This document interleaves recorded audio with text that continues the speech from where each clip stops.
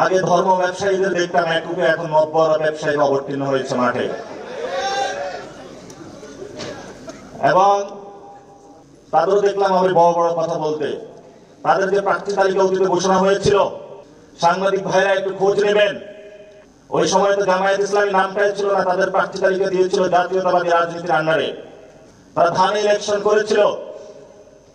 এই গণ অভ্যুত্থানের পরে জামায়াত ইসলামী বিএনপি গণ অভ্যুত্থানের নেতাদের সিটের আসনের লোভ দেখিয়ে কিনতে চেয়েছিল না। আমরা বলেছিলাম 90-এর ছাত্র নেতারা বিক্রি হয়েছে, 24-এর কোন ছাত্র নেতা ইনশাল্লাহ বিক্রি হবে না, হবে না, হবে না, হবে না।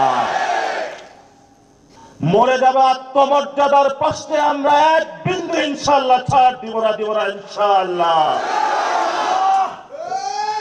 আমরা মাঠে অনেক রক্ত দিয়েছি।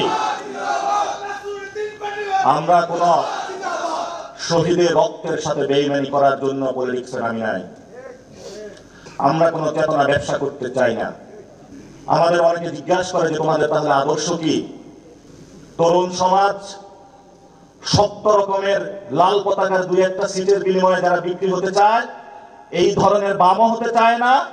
ধর্মকে ব্যবহার করে যারা প্রতিনিয়ত বাংলাদেশকে ধর্মকে বিপন্ন করছে, এই ধরনের ধর্ম ব্যবসায়ী হতে চায় না। ন্যাশনালিস্ট ফোর্স বলে যারা আন্ডারে কভারে ভারতের সাথে আঘাত করছে, ইন্ডিয়ার সাথে আঘাত করে আওয়ামী লীগের সাথে আঘাত করছে, আমরা এই ধরনের ন্যাশনালিস্ট ফোর্স হতে চাই না। তাহলে আমরা কেমন রাজনীতি করতে চাই? আমরা আপনাদের এত আদর্শ বুঝি না।